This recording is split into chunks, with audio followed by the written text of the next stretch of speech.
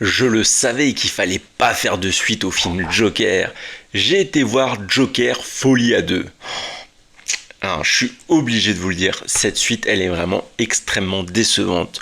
Le premier film, c'était un chef-d'œuvre, pas possible. Malheureusement, celui-là, il est vraiment pas du tout dans la même lignée. Déjà, le message social, il disparaît totalement, vraiment. Il y a quelques restes, mais quasiment rien. Et j'ai trouvé que le côté sombre du Joker, le côté un peu dingue, il était très édulcoré. Mais de quoi donc parle cette suite?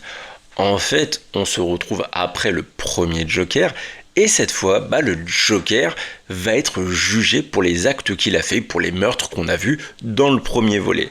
Cette fois, Todd Phillips a voulu nous prendre à contre-pied et nous proposer une comédie musicale. Pour moi, alors oui, c'est un choix risqué, mais c'est pas du tout un choix payant. C'est totalement raté à ce niveau-là. Les chansons, clairement, elles n'apportent strictement rien. Au contraire, elles cassent totalement la dynamique du film, sauf une ou deux, je dois l'avouer, mais bon, sur toutes celles qu'il y a, c'est vraiment pas beaucoup, sachant qu'il y a une musique à peu près toutes les 10 ou 15 minutes.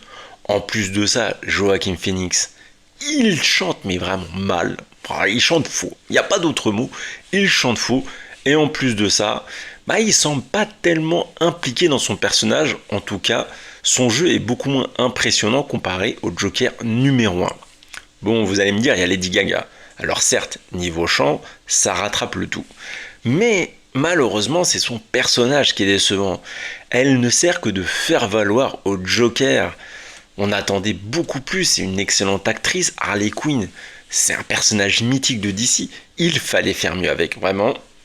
Non, décevant. Décevant, ça va vraiment être la définition de ce film finalement.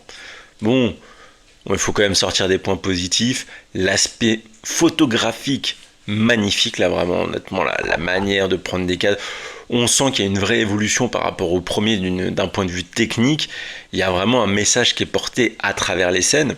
Certaines scènes, elles sont sublimes à voir, vraiment, il n'y a pas d'autre mot. C'est d'ailleurs pour ça que ce film n'est pas totalement raté. Et il y en a d'autres qui ont un véritable impact. Donc voilà, comme je vous dis, tout n'est pas à jeter. Mais quand on regarde, il y a tellement de potentiel non concrétisé que c'est encore une fois, vous l'avez deviné, décevant.